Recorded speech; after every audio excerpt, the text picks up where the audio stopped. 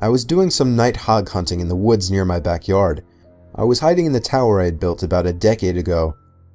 In case anyone's wondering, I of course had a night vision scope attachment.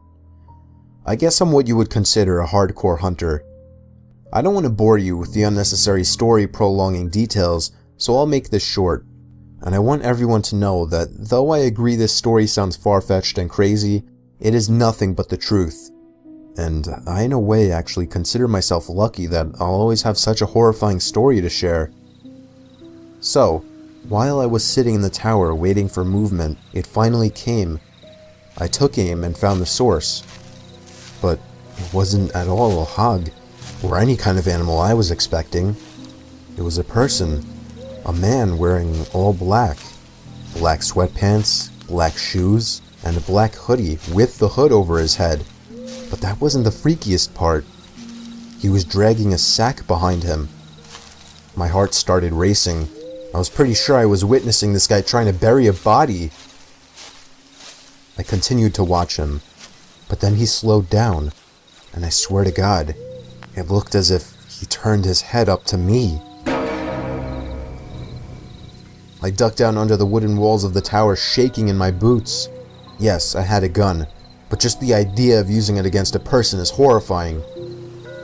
I lay low, praying to God that he hadn't seen me. It wouldn't make sense if he could, though. It's practically pitch black out here, or at least that was my logic. Seconds felt like an eternity as I waited for the footsteps in the leaves to move elsewhere, but I didn't hear any footsteps. All I heard was the sound of a foot hitting one of the wooden planks on the ladder of the tower. I felt the entire tower vibrate and shake as there were 2 more steps moving up the ladder. At this point, I was asking myself deep down, am I going to be able to shoot someone? But for some reason, whoever was down there decided not to climb all the way up, as I heard them jump back down to the forest ground and began dragging the sack away. I think I stayed frozen like a statue for at least 10 minutes before even peeking over the ledge again. The coast seemed clear. I had to get home and warn the police immediately. I hopped over the ledge and descended down the ladder. I turned on my pocket flashlight, which in hindsight was a stupid move considering the situation, and ran back in the direction of my house. I was only able to run for about 10 seconds or so when I heard the rapid, manic footsteps crunching the leaves from behind me. I took a look over my shoulder, and there he was, inches away from my face. I spun around and shot him in the shoulder. He stopped and screamed in agony, and I took that moment to finish my dash to my house.